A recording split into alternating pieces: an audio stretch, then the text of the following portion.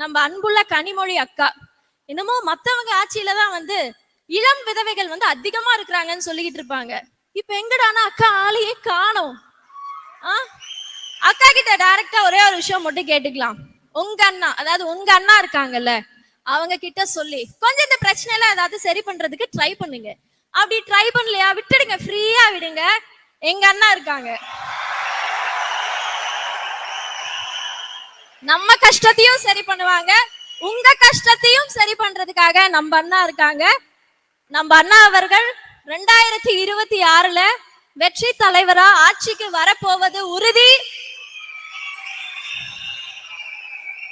அண்ணா இது ஏதோ சும்மா ஸ்டேஜுக்காக அரசியலுக்காக சொல்லல, நிஜமாவே நீங்க தமிழ்நாட்டுக்கு வந்து அவசியம்.